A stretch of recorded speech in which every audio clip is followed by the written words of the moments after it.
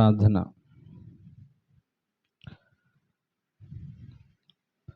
మమ్మల్ని మిక్కిలిగా ప్రేమించిన మా ప్రియ పరలోకపు తండ్రి, మీ పరిశుద్ధమైన నామమునకు స్తోత్రాలు. ఈ మదర్స్ డే సందర్భముగా మీరు మాతో మాట్లాడబోయే ఒక దివ్యమైన వర్తమానము కొరకు మేము ప్రార్థన చేస్తున్నాం. ఒక మనిషితో మాట్లాడితే ప్రయోజనం ఉండదు ప్రభువా. మీరు ఈ మట్టి ఘటంలో ఉండి నీ ప్రజలైన వారితో తల్లి కన్నా మిన్నగా ప్రేమించేవాడివని, తల్లి తన గర్భమందు పుట్టిన బిడ్డని మరిచిన వారైనా మరుచుదురేమో కానీ నేను మిమ్మల్ని మరువునని అనేకమైనటువంటి దివ్యమైనటువంటి వాగ్దానాలు మా కొరకు చేసావు తండ్రి. ఈ యొక్క మదర్స్ డే సందర్భముగా బైబిల్లో ఉన్నటువంటి విలువైన సత్యాలు మేము నేర్చుకోవాలని ఆశపడుతూ ఉండగా మీరు మాతో మాట్లాడి విరుచున్న వారికి గొప్ప ఆదరణ, నెమ్మది, ఓదార్పు, ధైర్యం కలుగు చేయమని నా సొంత జ్ఞానం బంధించి అత్యల్పు నన్ను మీ సిలువ చాటును మరుగుపరిచి మీరే నీ ప్రజలైన వారితో ముఖ్యంగా నాతో కూడా స్పష్టంగా మాట్లాడమని యేసునామమును బట్టి అడుగుచున్నాం తండ్రి. ఆమేన్.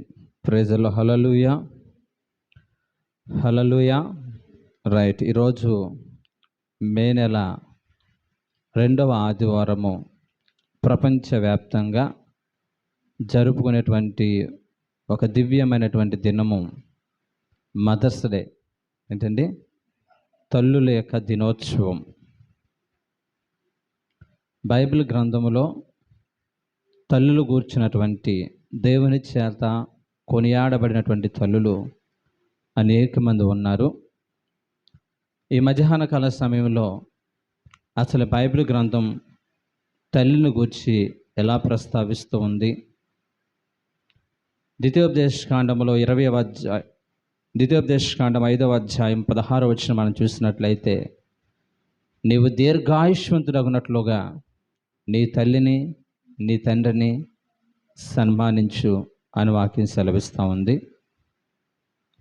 అసలు ఈ మదర్స్ డే అనేది ఎలా ప్రారంభమైనది అని మనం చూస్తే 1908వ సంవత్సరంలో అన్నా ఎం జార్విన్ అనేటువంటి ఒక సహోదరి యొక్క తల్లి చనిపోయినప్పుడు తన తల్లి మీద ఉన్నటువంటి ఎనలేనటువంటి ప్రేమ మర్చిపోలేక ఆ మొదటి సంవత్సరం జ్ఞాపకార్థపు కూడా రోజున తన తల్లికి ఇష్టమైనటువంటి కొన్ని కార్యక్రమాలు ఆమె చేపట్టి అనేక మందిని పిలిచి తన తల్లిని గూర్చినటువంటి విలువైనటువంటి మధుర జ్ఞాపకం చేసుకుంటూ వచ్చిన వాళ్ళందరికీ కూడా విలువైన బహుమానాలు ఇచ్చి పంపించేది. ఇలా జరుగుతూ ఉంటుంటే ఆమె ప్రారంభించినటువంటి ఈ చిన్ని పని ఒక విప్లవాత్మకమైన మార్పు వచ్చి అమెరికా దేశంలో అనేక ప్రాంతాల వారు ప్రతి సంవత్సరం మే నెల 9వ తారీఖున ఈ యొక్క మదర్స్ డే కింద ప్రకటించడం జరిగింది.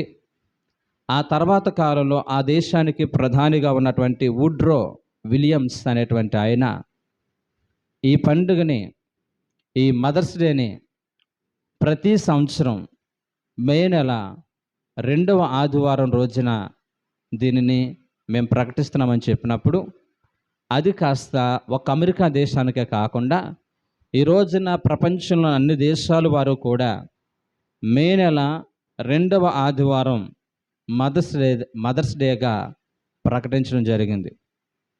మంచిదే. ఈ రోజున బైబిల్ గ్రంథంలో తల్లి యొక్క ప్రేమను గురించి ఒక ఉన్నతమైనటువంటి రీతిలో వివరించినటువంటి శ్రేష్టమైన అనుభవాలు మనకు చాలా కనిపిస్తూ ఉంటాయి. కేవలం ఈ మదర్స్ డే రోజున మాత్రమే మనం మన తల్లిని దగ్గర తీర్చుకుని వాళ్ళకు ఒక చీరో ఒక విలువైనటువంటి వాళ్ళకి ఇష్టమైన ఆహార పదార్థాలు పెట్టి స్టేటస్లో పెట్టుకుని మదర్స్ డే అని చెప్పుకొని ఈ మదర్స్ డే అయిపోయిన తర్వాత అదర్స్ డే అంటే వేరొక రోజున మీ అమ్మ అని చెప్పి తల్లిని పట్టించుకోలేనటువంటి వ్యక్తులు మనం ఎంతోమందిని చూస్తున్నాం. ఈ రోజున అలాంటి వారుగా కాకుండా ప్రతి తల్లి తన బాధ్యతని విస్మరించకుండా దేవుడిని ప్రేమించినటువంటి బిడ్డల్ని ప్రభు కొరకు పెంచాలనేటువంటి ఒక తపనతో వాళ్ళని పెంచినప్పుడు సమాజానికి గొప్ప ప్రయోజకులు అవుతారన్న సత్యాన్ని ప్రతి ఒక్కరు కూడా గమనించాలి. 200 సంవత్సరాల క్రితము అనేక మంది మిషనరీలు దేవుని కొరకు క్రొవ్వొత్తుల్లా కరిగిపోయి ఘనమైన పరిచర్య చేశారు. వారందరూ చెప్పేటువంటి సాక్ష్యం, ఈరోజు నేను ఈ స్థితిలో ఉండి ఇంత ఘనమైన పరిచర్య చేయగలుగుతున్నానంటే దాని వెనకాల నా తల్లి యొక్క తర్ఫీదు, నా తల్లి యొక్క ప్రార్థనా జీవితం, నా తల్లిని నడిపించినటువంటి ఆ నడిపింపు నన్ను బాగా ప్రభావితం చేసిందని చెప్పి ప్రపంచాన్ని ప్రభావితం చేసిన గొప్ప గొప్ప దైవ సేవకులందరూ కూడా తల్లులు గూర్చి గొప్ప సాక్ష్యాన్ని ప్రకటించారు. అందులో మనందరికీ తెలిసినటువంటి ఇంగ్లాండ్ దేశంలో ఘనమైన పరిచయం చేసిన జాన్ వెస్లీ గారు తన తల్లి అయిన సుసైనా వెస్లీ గురించి ప్రసంగాల్లో పదే పదే చిన్నప్పటి నుంచి కూడా సేవా భావజాలాలు నాలో ప్రేరేపించి దేవుని కొరకు బ్రతకాలి, అవసరమైతే దేవుని కొరకు చనిపోవాలి అనేటువంటి ఉన్నతమైనటువంటి భావాలు నాలో నేర్పించింది నా తల్లి అని చెప్పి సగర్వంగా చెప్పుకున్న సందర్భాలు ఎన్నో ఉన్నాయి. అలాగే బైబిల్ గ్రంథ చరిత్రలో మనం చూసినట్లయితే ఇశ్రాయేలు ప్రజలందరినీ కూడా ఐగుప్తు దేశం నుంచి కానాను దేశానికి నడిపించిన నాయకుడిగా దేవుడు ఎన్నుకున్నటువంటి మోషే తన తల్లి అయినటువంటి యెకోదేము ప్రతికూలమైన పరిస్థితులన్నీ కూడా చాలా ప్రమాదకరమైన పరిస్థితుల్లో తనను పుట్టినటువంటి కుమారుడైనటువంటి మోషేని 3 నెలల పాటు జాగ్రత్తగా దాచి దేవుని కొరకు పెంచాలనేటువంటి తపనతో విశ్వాసంతో ఆమె జీవించినప్పుడు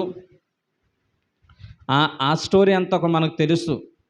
ఫరో కుమార్తె ఇతను తీసుకుని దాదీగా యెకోదేముని నియమించినప్పుడు ఈ యెకోదేము చిన్నవాడిగా ఉన్నటువంటి ఆ బాబుని దగ్గర తీసుకుని దేవుని ప్రేమను గూర్చి, దేవుని ప్రజల పట్ల మనం కలిగి ఉండవలసినటువంటి విలువలను గూర్చి పదే తల్లి ఉగ్గుపాలు పట్టినట్లుగా తన కుమారుడికి ఉన్నతమైన లక్షణాలు బోధపరిచినప్పుడు చిన్నప్పుడు విన్నటువంటి ఆ విలువైనటువంటి మాటలు తన మనసులో ఉంచుకుని హెబ్రీ రాసిన పత్రికలు ఉంటుంది కదా, అతడు పెద్దవాడైన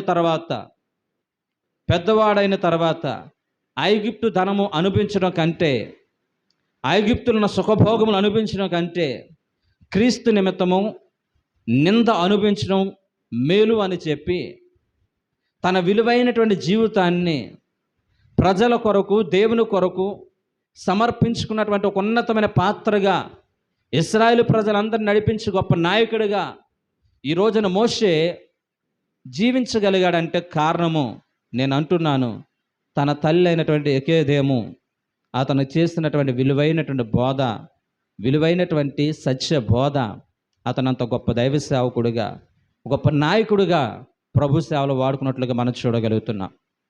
రెండోదిగా మనందరికీ తెలిసిన సమూయేలు, హన్నా గొడ్రాలై ఉన్నప్పుడు అనేక అవమానాలు, నిందల మధ్య తన జీవితము కన్నీరు అవుతున్న సందర్భంలో కృపగల దేవుని యొక్క పాద సన్నిధికి వచ్చి ప్రార్థన చేసినప్పుడు దేవాతి దేవుడు ఆమెను జ్ఞాపకం చేసుకుని చక్కని కుమారునిచ్చినప్పుడు ఆ కుమారుడి మీద మమకారాలు పెంచుకోకుండా పాలు మానేంత వరకు కూడా విలువైనటువంటి సత్యాల బాబుకు నేర్పించి, నానా నువ్వు పుట్టకముందు నా పరిస్థితి ఎలాంటిది, నువ్వు నాకు జన్మించక ముందు నేను ఎలాంటి అవమానాలు పడ్డాను, చూసిన వాళ్ళందరూ కూడా గొడ్రాలు అని చెప్పి నన్ను హేళన చేసేవారు, అలాంటి నన్ను దేవుడు జ్ఞాపకం చేసుకుని నేను నాకు కానుకగా ప్రభు ఇచ్చాడు, నువ్వు గర్భంలో ఉన్నప్పుడే నేను ప్రతిష్ఠించుకున్నాను నీ సేవకిస్తానని.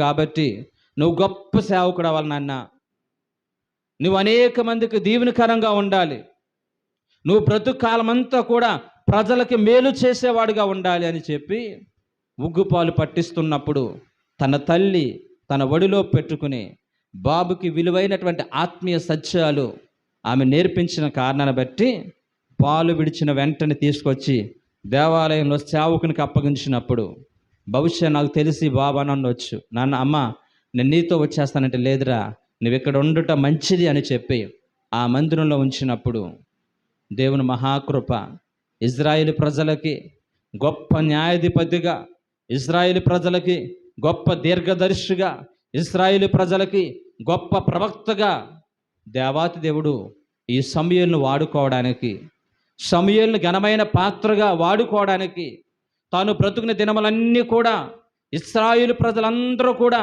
ఈ యొక్క సమూయేలుకి సంపూర్ణంగా లోబడి గౌరవించేటట్లుగా ఈ యొక్క సమూయేలు చివరి శ్వాస వరకు కూడా బ్రతకడానికి కారణం ఏంటో తెలుసా?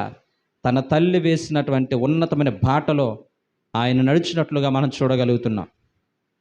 ఈ రోజున వాక్యం ప్రేమిలారా, ఈ రోజున తల్లుల దినోత్సవం సందర్భముగా ప్రపంచం భక్తులైనటువంటి అమెరికా దేశానికి ప్రధానిగా ఉన్నటువంటి ప్రెసిడెంట్గా ఉన్నటువంటి అబ్రహాం లింకన్ గారు ఆయన ఒక విలువైన మాటని చెప్పారు.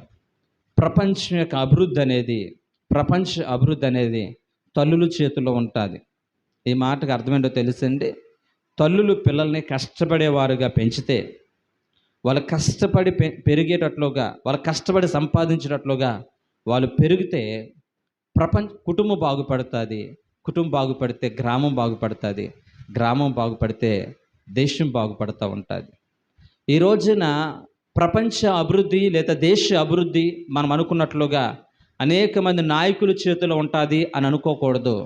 దేవుని నమ్మి నీకు ఇచ్చినటువంటి నీ బిడ్డల్ని ప్రయోజకులుగా పెంచాలి, ప్రయోజకులుగా జీవింప చేయాలి అనే ఆసక్తి నీ గుండెతో లోతుల్లో ఉన్నప్పుడు, ఒకవేళ నీవు ఈ లోకంలో పేదవాడిగా పుట్టి ఉండవచ్చు, కానీ నీ గర్భమందు పుట్టిన బిడ్డలు గొప్పవారిగా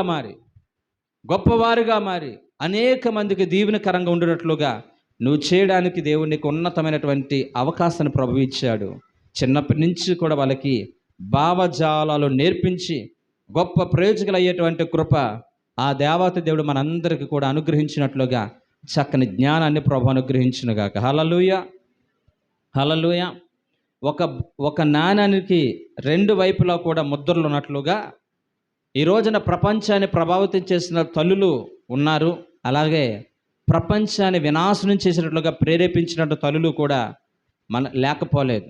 అందులో మనం చూసినట్లయితే మనందరూ కూడా తెలుసు, యెజబెలు తన పిల్లల్ని ఎంత ఘోరాతి ఘోరముగా ప్రేరేపించిందో మనందరూ కూడా తెలుసు. అలాగే అడాల్ఫ్ హిట్లర్ అనేటువంటి ఒక నియంత అనేక మంది యూదుల్ని, ఇంచుమించుగా 60 లక్షల మంది యూదుల్ని ఓసకోత కోసేటట్లుగా వాళ్ళ తలలన్నీ కూడా కోసేస్తూ ఉంటుంటే కొంచెం కూడా హృదయము ద్రవించకుండా, జాలి పడకుండా ఒక రకమైన కఠినమైన బుద్ధి అనేది అతనికి రావడానికి కారణం నేను అంటున్నాను, తల్లి అనేటువంటి భావన ప్రతి ఒక్కరు గుర్తెరగండి. ఈ రోజున పిల్లల యొక్క మనస్తత్వం ఎలా ఉంటుంది? జ్ఞానం గల తల్లి తన ఇంటి వారి యొక్క నడతలను కనిపెడతాదని వాక్యం సెలవిస్తుంది కదా. ఈ రోజున ఈ బాబు లేదా ఈ నా కూతురు ఇంత కఠినంగా మాట్లాడుతున్నాడు, ఇది రాబోయే దినాల్లో చాలా ప్రమాదకరమైనది, కని పెంచి పోషించిన నన్నే ఇంత కఠినంగా ప్రవర్తిస్తున్నాడంటే రేపు పొద్దున్నటి సమాజానికి ఎలా ఉపయోగపడతాడు, ఈమె సమాజానికి ఎలా ఉపయోగపడుతుంది? ఈ రోజున మానత్వం అనేది, మంచిదనం అనేది ఈ రోజున ఏ కోసన కూడా లేకుండా ప్రవర్తిస్తుంది అనేటువంటి ఆ భయంతో మనం అందరం కూడా మన పిల్లల్ని చిన్నప్పటి నుంచి కఠినమైన బుద్ధి, కఠినమైన మనస్తత్వం లేకుండా వాళ్ళు బ్రతికిన కొద్ది కాలము సమాజానికి ఉపయోగపడేటట్లుగా ఉండాలి. హల్లెలూయా, హల్లెలూయా. చాలామంది గొప్పగా చెప్తూ ఉంటారు ఛత్రపతి శివాజీ గురించి. ఆయన అంత చిన్న వయసులో అంత పరాక్రమశాలిగా మారడానికి కారణము తన తల్లి యొక్క బోధ, తన తల్లి చేసినటువంటి ఒక రకమైనటువంటి ప్రోత్సాహమే ఆయన అంత ఉన్నతమైన స్థితిలో ప్రాణాలు కూడా తెగించి పోరాడేవారిగా మార్చింది తన తల్లి యొక్క ప్రోత్సాహమే. కాబట్టి ప్రతి ఒక్కరూ కూడా ఈ రోజున మన యొక్క పిల్లల్ని ప్రయోజకులుగా చేయవలసిన బాధ్యత ప్రతి తల్లి, ప్రతి ఒక్క తల్లి చేతిలో ఉన్నదనే సత్యాన్ని ప్రతి ఒక్కరు గమనించండి. తల్లిని ఎలా పోలుస్తారంటే చరిత్రకారులు ఒక డైమండ్తో పోలుస్తారు. డైమండ్ ఎప్పుడు కూడా డైమండ్ యొక్క ఆవిర్భావం అనేది డైమండ్గా పుట్టదు. ఒక బొగ్గు అనేక వేల సంవత్సరాల పాటు ఆ బొగ్గు మీదగా విపరీతమైనటువంటి ఆ యొక్క ఒత్తిడి అనే దాని మీద ఉన్నప్పుడు ఆ బొగ్గు ఆ వేడికి తగిలి కొన్ని వేల సంవత్సరాలు అయ్యేసరికి అది ఒక మంచి డైమండ్గా మారుతుంది. ఒక ఉన్నతమైనటువంటి వజ్రంగా అది మారడానికి కారణము దాని మీద ఉన్న ఒత్తిడే. ఈ రోజున తల్లులు కూడా, ఈ ప్రపంచంలో పుట్టిన ప్రతి తల్లి కూడా వివాహమైనది మొదలుకొని అనేక జీవన పోరాటాలు పోరాడుతూ ఉంటారు. ఓ బిడ్డకి జన్మ ఇవ్వడం కోసం ఎన్నో త్యాగాలు చేయవలసి వస్తుంది. ఆ బిడ్డను పెంచేటువంటి క్రమంలో అనేక సవాళ్ళు ఎదుర్కోవాల్సి వస్తుంది. ఇలాంటి సవాళ్ళ మధ్య ఆ తల్లి నలిగి ఒక రోజు వచ్చేసరికి ఆమె ఒక ఉన్నతమైనటువంటి వజ్రంగా మారేటువంటి రోజు రాబోతుందనే సంగతిని గుర్తెరిగి, గర్భఫలం అనేది దేవుడిచ్చిన ఉన్నతమైన బహుమానం అని చెప్పి, దేవుడిచ్చిన బహుమానాన్ని దేవుని కొరకు పెంచేటువంటి ఉన్నతమైన కృప, ఆ కృపగల దేవుడు మనందరికీ కూడా దయచేయునుగాక. హల్లెలూయా, హల్లెలూయా. రైట్. అపోస్తలుడైన పౌలు గారు గురించి మనం వింటున్నప్పుడు అపోస్తల కార్యములు రోమిల్ రాసిన పత్రిక 16వ అధ్యాయము 13వ వచనం. రోమిల్ రాసిన పత్రిక 16వ అధ్యాయం 13వ వచనం.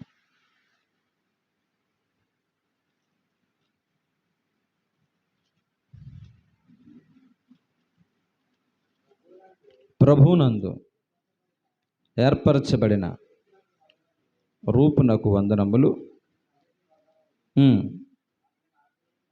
ఆమె నాకును తల్లి. Praise the lord. Hallelujah, hallelujah. దయచేసి ఈ రోజున అపోస్తలుడైన పౌలు గారు తన పత్రికలు ఎక్కువ శాతము కృతజ్ఞతాభావం రాస్తారు. కృతజ్ఞతాభావం అంటే తన యొక్క సేవా జీవితంలో ఎవరెవరైతే అతనికి సహాయం చేస్తారో వారి ఎవ్వరి పేర్లు మర్చిపోయేవాడు కాదు. ప్రతి పత్రిక వెనకాల వాళ్ళకి వందనాలు చెప్పండి, వాళ్ళు చాలా సహాయం చేస్తారు, వాళ్ళు ప్రాణాలు తెగించి నాకు సహాయం చేస్తారని చెప్పి చాలామంది వ్యక్తుల యొక్క పేర్లు రాసినటువంటి ఒక ఉన్నతమైన లక్షణం కలిగిన వ్యక్తి ఎవరంటే అపోస్తలుడైన పౌలు గారు. వాక్యం విన్న ప్రియమైన బిడ్డలారా, ఈ లోకంలో మన బ్రతికిన కొద్ది దినాలు కృతజ్ఞతాభావంతో బ్రతకాలండి. ఏ భావంతోనండి? కృతజ్ఞతాభావం చాలా ప్రాముఖ్యం. కృతజ్ఞతాహీనులుగా మనం ఎవరం కూడా బ్రతకూడదు. కృతజ్ఞతాహీనుల యొక్క హృదయాలు అంధకార హృదయాలు అంటే. కాబట్టి అపోస్తలుడైన పౌలు గారు తన సేవా జీవితంలో సేవకు వచ్చినప్పటి నుంచి కూడా తన బ్రతుకులో సుఖాన్ని అనుభవించిన సందర్భాలు ఎక్కడ లేవండి. సువార్త ప్రకటిస్తున్న కారణాన్ని బట్టి ఈ పౌలు గారిని తీసుకెళ్ళి చెరసాల్లో వేసేవారు, అనేక సార్లు కొడతా ఉండేవారు, తిండి తిప్పలని రాత్రులు గడుపుతూ ఉండేవారు. ఇలాంటి సందర్భాలలో ఆయన తల్లి ఇంకా బ్రతికే ఉంది. ఎందుకంటే అపోస్తలుడైన పౌలు గారు ఒక ఉన్నతమైన కుటుంబంలో జన్మించారు. తర్సు ప్రాంతంలో ఒక ఉన్నతమైన కుటుంబంలో ఆయన జన్మించారు. సౌకర్యవంతమైన కుటుంబంలో ఆయన జన్మించారు. ఇప్పుడు దేవుని సేవకు వచ్చిన తర్వాత అనేక ఇబ్బందులు గురవుతూ ఉన్నప్పుడు తన తల్లి తర్సు అనే ప్రాంతంలో, అంటే ఈయన ఉన్నటువంటి ప్రాంతానికి ఇంచుమించు 700 కిలోమీటర్లు దూరం ఉన్న కారణాన్ని బట్టి ఈయన ఇక్కడ సేవ చేస్తూ ఉంటున్న టైంలో ఆయన పడుతున్న శ్రమలన్నింటిలో కూడా ఈ రూఫస్ అనేటువంటి ఆయన యొక్క తల్లి ఈయన హక్కును దగ్గర చేర్చుకుని ఈ కుమారుని ఎలా చూసుకుంటుందో అలాగే పౌలు గారిని కూడా చూస్తూ ఆయనకి దెబ్బలు తగిలితే ఆ గాయాలు కట్టి, ఆకలిస్తే అన్నం పెట్టి, ఈ రకమైనటువంటి అపరిమితమైనటువంటి అనురాగము ఆయన పట్ల చూపిస్తే అవన్నీ కూడా మనసులో పెట్టుకున్నటువంటి పౌలు గారు ఒక టైం వచ్చేసరికి లెటర్ రాస్తా అన్నారు కదా, రూఫస్ ఆమె నీకే తల్లి కాదు, ఆమె నాకు కూడా తల్లి. హల్లెలూయా. ఎందుకో తెలుసా? ఆమె నన్ను తల్లిలా ఆదరించింది. ఆమె నన్ను తల్లిగా నా తల్లిని గూర్చినటువంటి బెంగ నాకు వచ్చినప్పుడు, నా తల్లిని గూర్చినటువంటి అనుభవాలన్నీ కూడా జ్ఞాపకం వచ్చి నేను ఏడుస్తున్నప్పుడు, నానా నేను నీకు తల్లిని కాదరా, నేను నీకు తల్లి లాంటి దాన్ని కాదా, ఎక్కడ గాయం తగిలింది, కొంచెం అన్నం తినని చెప్పి తన బిడ్డల్ని ఎలాగైతే ప్రేమించిందో అదే ప్రేమతో, కపటం లేని ప్రేమతో నా ఎడల ఆమె చూపించిన ప్రేమ నేను మర్చిపోలేను. ఆమె నీకే కాదు నాకు కూడా తల్లి అని చెప్పి ఇంత గొప్ప దైవ సేవకుడు అంతమంది సంఘములో ఆమె పేరుని ప్రస్తావిస్తూ రాస్తున్నాడంటే ఆయన మనస్సుని ఎంత ప్రేమని పొందుకున్నాడో ఆమెను గూర్చి ఒకసారి ఆలోచించండి. దేవుని వాక్యాన్ని ప్రేమ బిడ్డలారా, ప్రతి ఒక్కరు కూడా అపోస్తలుడైన పౌలు గారు ఇదే మాట, ఎందుకంటే ఒక సందర్భంలో ఒక చక్కని మాట అంటే తెస్సలోనికీయులకు రాసిన పత్రిక, మొదటి తెస్సలోనికీయులకు రాసిన పత్రిక 2వ అధ్యాయము 7వ వచనాన్ని మనం చూద్దాం. అయితే చూడండి, మొదటి తెస్సలోనికీయులకు రాసిన పత్రిక 2వ అధ్యాయము 7వ వచనం. అయితే స్తన్యమిచ్చు తల్లి తన సొంత బిడ్డను గారవించినట్లుగా నేను మీ మధ్యను సాధువునై ఉంటిని, మీరు మాకు బహుప్రియులై ఉంటిరి కనుక మీ అందు విశేషమైన అపేక్ష గలవారమై దేవుని సువార్తను మాత్రము కాక మా ప్రాణములు కూడా మీ కొరకు ఇచ్చుటకు సిద్ధపడితిమి. హల్లెలూయా, హల్లెలూయా. రైట్, టైం లేదు కాబట్టి నేను వివరిస్తున్నాను. అందరూ కూడా ఇంటికి వెళ్ళిన తర్వాత మొదటి తెస్సలోనికీయులకు రాసిన పత్రిక 2వ అధ్యాయం చూసినట్లయితే అపోస్తలుడైన పౌలు గారి సంఘానికి రాస్తూ, సహోదరులారా, మీ వద్ద మా ప్రవేశం వ్యర్థము కాలేదని మీరు ఎరుగునట్లు నేను ఫిలిష్తీయులకు ముందుగా శ్రమపడిన అవమానం పొంది ఎంతో పోరాటముతో సువార్తను మీకు బోధించుటకై మన దేవుని యందు ధైర్యము తెచ్చుకుంటే మీకు తెలుసును.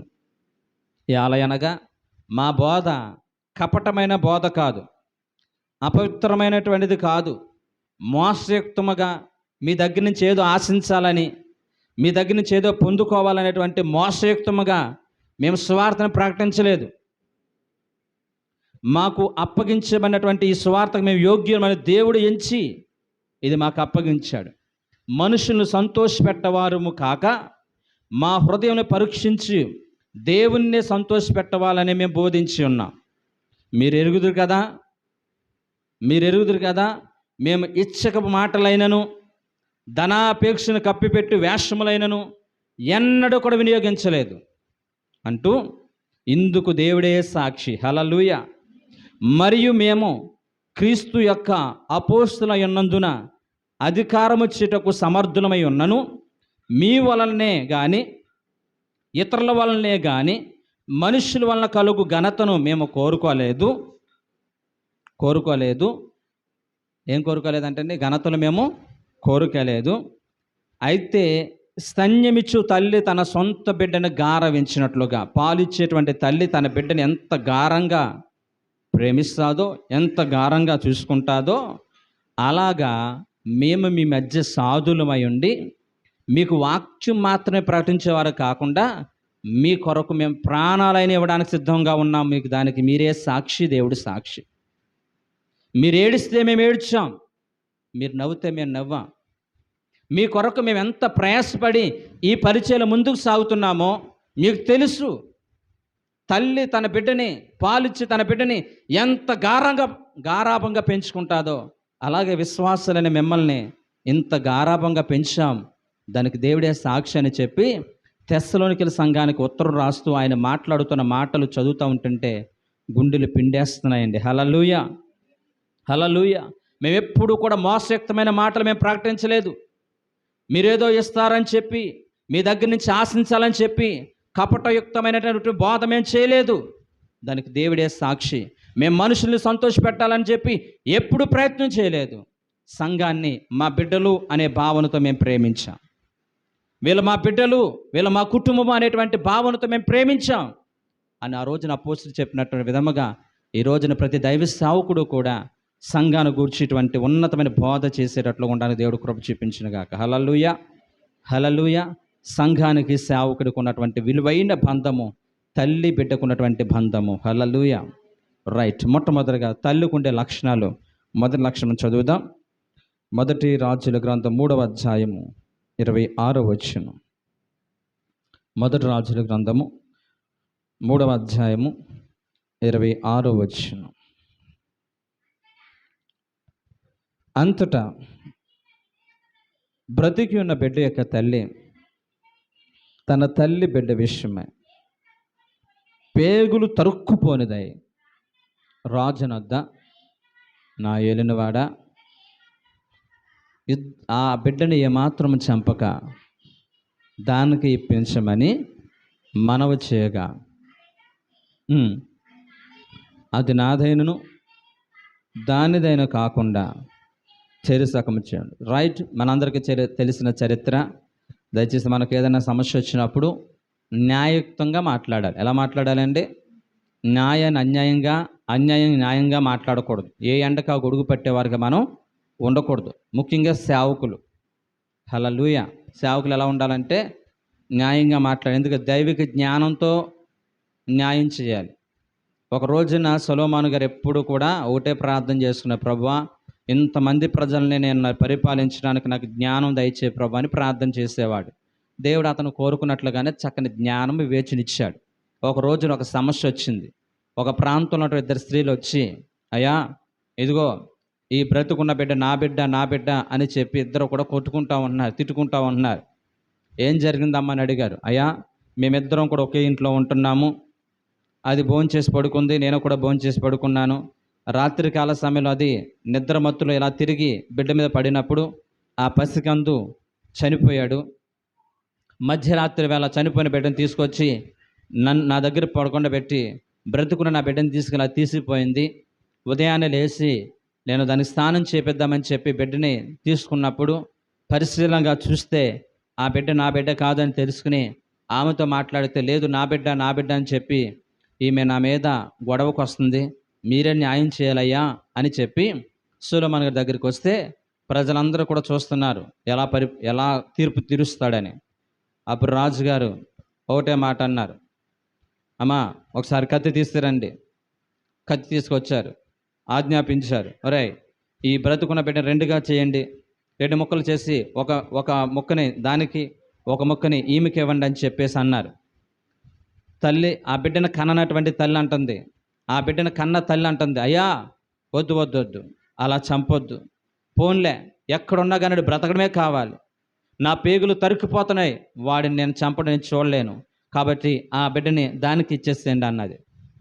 మరొక స్త్రీ అంటుంది కదా, లేదు లేదు ఆ బిడ్డని చంపేయాలి, 2 ముక్కలుగా చేయాలి, ఓ ముక్క నాకు ఓ ముక్క దానికి ఇవ్వాలి అని చెప్పి ఈమంటూ ఉంటున్నప్పుడు రాజుగారికి అర్థమైంది, కన్న బిడ్డని ఎప్పుడు కూడా తల్లి చంపుకోవడానికి ఇష్టపడదు. తల్లి యొక్క గొప్ప ప్రేమ ఏంటో తెలుసా? తాను కనిన బిడ్డ కోసం ఎవరినైనా కానీ త్యాగం చేసేటువంటి ఆ ఉన్నతమైనటువంటి లక్షణం ఒక తల్లికి మాత్రం ఉంటుంది. కనుక ఈ తల్లి ఏ తల్లి అయితే కనుక చంపొద్దు అన్నదో ఆ తల్లిని పిలిచి రాజు అన్నాడమ్మా ఈ బిడ్డ నీ బిడ్డ తీసుకుని వెళ్ళిపో అన్నాడు. ఎందుకు ఇక్కడ ఈ విధంగా న్యాయం చేయగలడు సొలొమోను అంటే ఆయన తెలిసిన జ్ఞానం ఏంటో తెలుసా? ఏ తల్లి తన బిడ్డ యొక్క నాశనాన్ని కోరుకోదు. ఏ తల్లి తన బిడ్డని అన్యాయంగా చంపుకోవడానికి ఇష్టపడదు. అలా ఇష్టపడుతుందంటే ఆమె తల్లి కాదు అనే సత్యం జ్ఞాని అయిన సొలొమోనుకు తెలుసు కాబట్టి ఆ విధంగా ప్రవర్తించినట్లుగా మనం చూడగలుగుతున్నాం. Praise the lord. Hallelujah hallelujah. అంటే దీని అర్థం ఏంటో తెలుసా? తల్లి తన బిడ్డల్ని ప్రాణంతో సమానంగా భావిస్తారు. మొట్టమొదటి మాట ఏంటండి? తల్లి తన బిడ్డని తన ప్రాణంతో సమానంగా భావిస్తుంది. యథార్థంగా జరిగినటువంటి సంఘటన మీకు చెప్తాను. ఇంగ్లాండ్ దేశానికి డేవిడ్ లేయిడ్ జార్జ్ అనేటువంటి ఆయన గ్రేట్ బ్రిటన్ దేశానికి 1916 నుంచి 1922 వరకు కూడా ప్రధానిగా ఉన్నారు. ఆ ప్రధానిగా ఉన్నటువంటి ఆయన అనేక ఇంటర్వ్యూలో ఆయన మాట్లాడుతూ తల్లిని గురించిన ప్రస్తావన వచ్చినప్పుడు ఏడుస్తుండేవారు. ఒక రోజున ఒక వ్యక్తి ఆయన బాగా అడుగుతున్నప్పుడు ఆయన యొక్క స్టోరీ చెప్పుకొచ్చారు. అయ్యా నేను నా తల్లి ముఖం ఎలా ఉంటుందో నాకు తెలియదు. నేను పసికందుగా ఉన్నటువంటి టైంలో మేము ఉన్నటువంటి ప్రాంతంలో ఒక భయంకరమైనటువంటి మంచు తుఫాన్ వచ్చింది. ఆ మంచు తుఫాన్లో అనేక ఇల్లులు కొట్టుకుపోయినాయి. ఆ మంచు తుఫాన్లో అనేక మంది మంచు చర్యల్లో పడిపోయి చనిపోయారు. నేను నా బిడ్డను బ్రతికించుకోవాలనే ప్రయత్నంలో నా బాబుని తీసుకుని బాబుని తీసుకుని పరుగు వెళ్ళిపోయే ప్రయత్నం చేస్తుంది. చలి బాగా ఎక్కువైపోతుంది,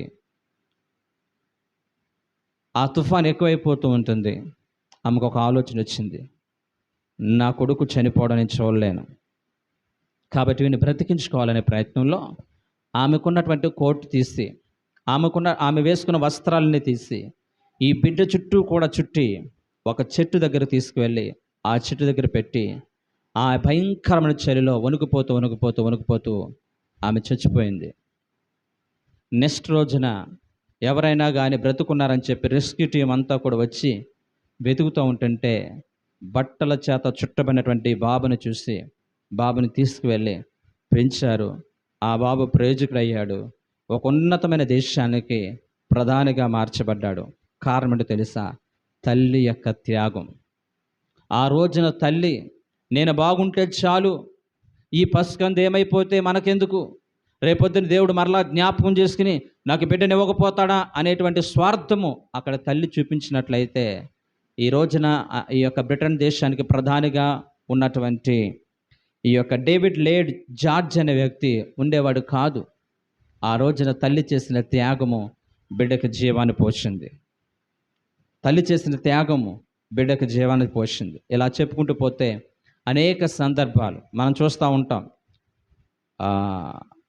పిల్లలతో ఉన్నటువంటి కుక్క పిల్లలతో ఉన్నప్పుడు చాలా జాగ్రత్తగా వెళ్ళాలంటారు. ఎందుకంటే అది కొంపతీసి పొరపాటు ఎలా వచ్చింది అనుకున్న ఒక్కొక్క తల్లి ఏం చేస్తుంది? కరిచేస్తూ ఉంటుంది. అంత ప్రేమ పిల్లలంటే. ఏ జీవికైనా కానీ పిల్లలంటే ఎనలేని ప్రేమ. ప్రైజ్ ది హల్లెలూయా. అలాగే అమెరికా దేశంలో ఒక రోజున ఒక ఎత్తైనటువంటి తెగవారు లోతైన ప్రాంతం ఉన్నటువంటి పేదవారి మీద దాడి చేసి ఆ ప్రాంతం ఉన్నటువంటి విలువైన సంపదలన్నీ కొల్లగొట్టుకుపోతూ ఉంటుంటే, అలా తీసుకెళ్ళిపోతూ ఒక చిన్న బిడ్డను తీసిపోయారంటే, ఆ తల్లి వచ్చి, బాబు నా బిడ్డను కాపాడని చెప్పి ఈ కింద ఉన్నటువంటి తెగవారిని ప్రాధేయపడి బ్రతికించండి, కాపాడని అని అడిగితే, వాళ్ళందరూ కూడా, అమ్మా మమ్మల్ని క్షమించు, మేము వాళ్ళతో పోరాడలేము, వాళ్ళ ముందు మేము నిలబడలేము, కాబట్టి మమ్మల్ని క్షమించు అని చెప్పి అందరూ తలదించుకుని అలా ఉండిపోయారంట. ఈ తల్లి ఏడుస్తూ ఒక తీర్మానానికి వచ్చి, నేనే వెళ్తానన్నారంట. అమ్మా, పురుషులమైన మేమే వాళ్ళని జయించలేకపోయాం, ఒక స్త్రీవైన నీవు ఎలా వెళ్ళి వాళ్ళ దగ్గర పోరాడి నీ బిడ్డను తీసి తెచ్చుకుంటావంటే, నేను వెళ్తానని చెప్పి వెళ్ళింది. దారి చేసుకుంది. 2 రాత్రులు 2 పగలు అక్కడ ఉంది. 2 రాత్రులు 2 పగలు అయిన తర్వాత ఆ బిడ్డను తీసుకుని తిరిగి వస్తుంది. ఎవరైతే ఓడిపోయారో ప్రజలందరూ కూడా ఆశ్చర్యపోయారు. మనకి సాధ్యం కాంది ఈమెకి ఎలా సాధ్యమైంది అమ్మా అని అందరూ అడిగారు. ఎందుకు ఇలా సాధ్యమైందంటే గనక ఒకటే మాట చెప్పిందంటే సమాధానం, ఇది నా బిడ్డ. హల్లెలూయా. ఎవరండి? ఇది నా బిడ్డ. నా బిడ్డ కోసము, నా బిడ్డను కాపాడుకోవడం కోసం, నా బిడ్డని సంపాదించుకోవడం కోసం నేను ఎక్కడికైనా వెళ్తాను, దేన్నైనా కానీ సాధిస్తాను. హల్లెలూయా.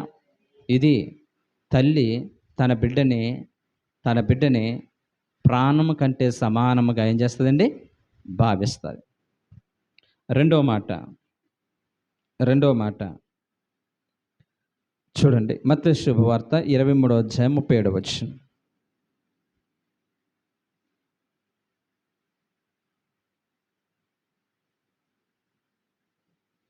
మత్తయి శుభవార్త 23వ అధ్యాయము 37వ వచనం. యెరూషలేమా, ప్రవక్తలను చంపుచును, నీ యొద్దకు పంపబడిన వారిని రాళ్లతో కొట్టుచును ఉండుదానా, కోడి తన పిల్లలను రెక్కల కిందకు ఎలాగో చేర్చుకునునో అలాగే నేనును మీ పిల్లలను ఎన్నో మార్లు చేర్చుకోవాలని ఉంటిని కానీ మీరు వెళ్ళకపోయితే. ప్రైజ్ ది హల్లెలూయా. హల్లెలూయా. రెండో మాట, తల్లి కాపాడుతుంది. ఏం చేస్తుందండి? కాపాడుతుంది. కీర్తన గ్రంథం 121వ కీర్తన 7వ వచనంలో, ఏ అపాయము రాకుండా యెహోవా నిన్ను కాపాడు. దేవుడు ఏం చేస్తాడండి? తల్లి ఏం చేస్తుందండి? కాపాడుతుంది. తల్లి ఏం చేస్తుంది? కాపాడుతుంది. కృపగల దేవుడు కూడా మనల్ని కాపాడుతున్నాడు కాబట్టి నేటి వరకు కూడా మనం అందరము కూడా సజీవులమై ఉన్నాం. ఏమై ఉన్నామండి? సజీవులమై ఉన్నాం. ఈ రోజున కాపాడేవారు ఈ రోజున ఏం చేస్తారంటే త్యాగం చేస్తారు. ఏం చేస్తారండి? త్యాగం చేస్తారు. మనందరికీ కూడా సుపరిచితమైనటువంటి ఒక చరిత్ర తెలుసు. ఇశ్రాయేలు ప్రజలు ఐగుప్తు దేశం నుంచి కానాను దేశానికి వెళ్ళేటప్పుడు వాళ్ళు ఒక పండుగని చాలా జాగ్రత్తగా ఆచరించేవారు. ఆ పండుగ ఏంటంటే పస్కా పండుగ. ఆ తర్వాత కాలంలో వారు పూరీము పండుగని ఆచరించేవారు. పూరీమి పండుగని ఎందుకు ఆచరించేవారు అని మనం చూసినట్లయితే మనందరికీ తెలిసినటువంటి సత్యం, క్రీస్తు పూర్వం 600 సంవత్సరంలో యూదా ప్రజలందరూ కూడా చెరపట్టబడ్డారు. చెరపట్టబడినప్పుడు ఆ ప్రాంతంలో వాళ్ళందరూ కూడా ఏడుస్తున్నటువంటి సందర్భంలో వారు అహస్రవేసు అనే రాజు వాళ్ళని పరిపాలిస్తూ ఉండేవాడు. 127 దేశాల మీద 127 రాజ్యాల మీద అధికారిగా ఉండి వారిని పరిపాలిస్తూ ఉండేవాడు. వాళ్ళ దగ్గర హామాను అనేటువంటి ఒక వ్యక్తి ఉండేవాడు. వాడు చాలా గర్విష్ఠుడు. వాడి దగ్గరకు ప్రతి ఒక్కరూ కూడా తల వంచాలి, నమస్కారం చేయాలని చెప్పి ఘనతలు కోరుకుంటూ ఉండేవాడు. అలాంటి పరిస్థితిలో ఉన్నాడు. ఒక రోజున మొర్దుకాని ఆయన అలా వస్తూ ఉంటాడు. ఆయన పని మీద వస్తూ ఉంటుంటే వీడికి నమస్కరించలేదని చెప్పి వీడు కోపోద్రేకుడై అతన్ని చంపాలనుకున్నాడు. కొంత సమయం ఆలోచించిన తర్వాత వీడిని ఒక్కడిని చంపితే ఏం ప్రయోజనం? వీడి జాతంతిని కూడా చంపాలనుకున్నాడు. ఎవడు? హామాను. ఎందుకు? మ్రొక్కలేదని, నమస్కరించలేదని, గౌరవించలేదని. ఈ రకంగా యావత్ యూదా ప్రజలందరినీ కూడా 127 దేశాల్లో ఉన్నటువంటి యూదా ప్రజలందరినీ కూడా చంపాలని ఒక రాజాజ్ఞని తీసుకొచ్చాడు. రాజాజ్ఞని తీసుకొస్తే ఈ రాజాజ్ఞని తీసుకుని వెళ్ళి ఇక యూదుల్ని చంపాలనేటువంటి రోజు రాబోతూ ఉంది. అప్పటికే రాణిగా ఉన్నటువంటి ఎస్తేరు ఈ విషయాన్ని తెలిసింది ఎస్తేరుకి. అప్పుడు ఎస్తేరు ఆమె అంటుంది కదా, నేను చావనన్నా చస్తాను నా ప్రజల్ని బ్రతికుంచుకునే ప్రయత్నంలో, నా ప్రజల్ని కాపాడుకునే ప్రయత్నంలో. రాజు పిలవకుండా రాజ దర్బార్లోకి ఎవరు వెళ్ళకూడదు. ఒక వెళితే వాళ్ళు శిక్షార్హులు. రాజు పిలవకపోయినా కానీ నేను 3 రోజుల పాటు ఉపవాసం ఉండి, నేను నా చెలికత్తులు ఉపవాసం ఉండి మేము వెళ్ళి ఆ రాజుగారి దగ్గర విజ్ఞాపన చేస్తామని చెప్పి ఆమె అంటున్న మాట చదవండి. ఒక మంచి మాట, 4వ అధ్యాయం 16వ వచనం. 4వ అధ్యాయం 16వ వచనం. 4వ అధ్యాయము ఎస్తేరు గ్రంథం 4వ అధ్యాయం 16వ వచనం.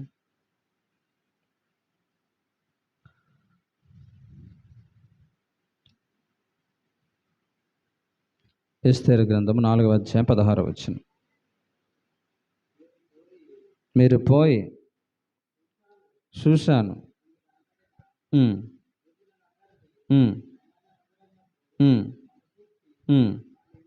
నా నిమిత్తం ఉపవాసం ఉండే 3 దినములు అన్నపానములు చేయకుండా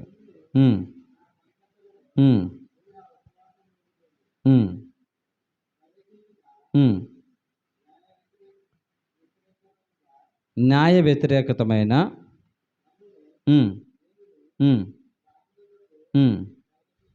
ప్రవేశించదను. నేను నశించదను.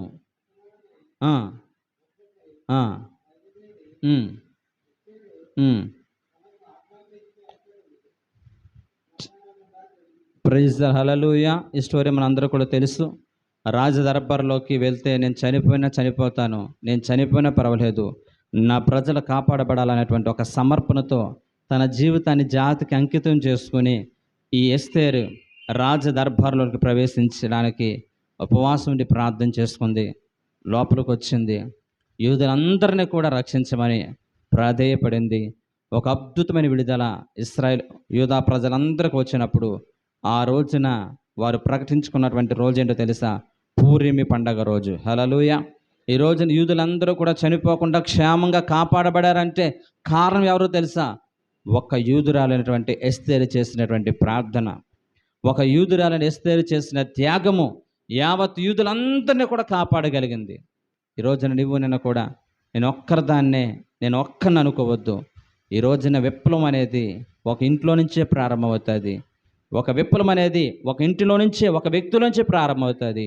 ఈ రోజున దేవుని మందిరానికి వచ్చిన ప్రతి ఒక్కరూ కూడా నీ బిడ్డల కోసం త్యాగం చేసి, నీ బిడ్డల కోసం ఒక విలువైన త్యాగం చేసి ప్రభు కొరకు పెంచేటువంటి మనసు నాకు ఈ ప్రభువా, నా బిడ్డలు నీకు ఉపయోగపడేవారు ఉండడానికి సహాయం చేయ ప్రభు అని చెప్పి ప్రతి ఒక్కరూ కూడా ప్రభు సన్నిధిలో ప్రార్థన చేయడానికి దేవుడు కృప చూపించునుగాక. హల్లెలూయా, హల్లెలూయా.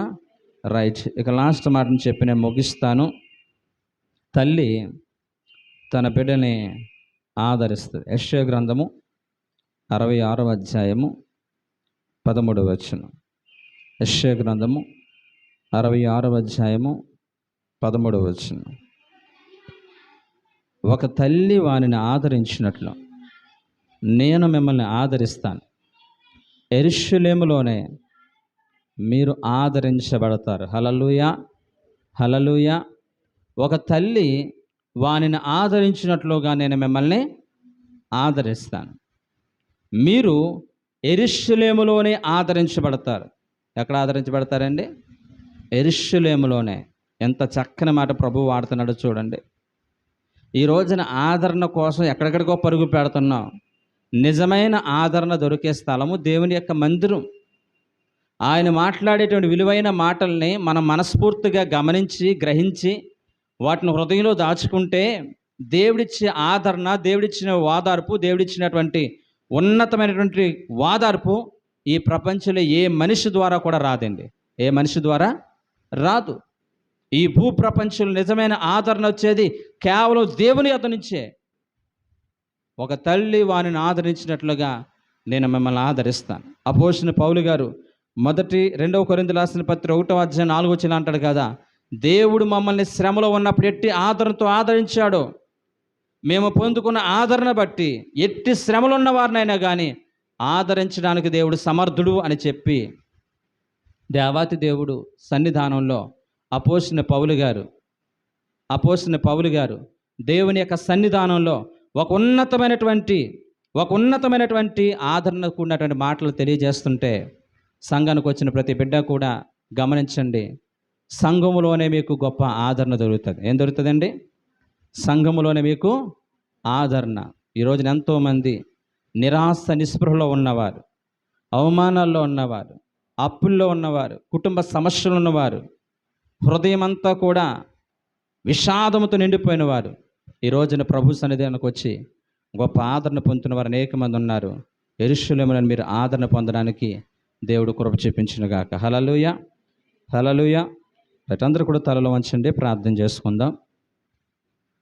తలలో వంచండి, ప్రార్థన చేసుకుందాం. మమ్మల్ని ప్రేమించిన మా ప్రియ పరలోకపు తండ్రి, ఈ మదర్స్ డే సందర్భముగా మీ పరిశుద్ధమైన పాద సన్నిధిలో మేమందరము కూడా చేరవచ్చి విలువైన మాటలు నేర్చుకోవడానికి కృప చూపించారు తండ్రి.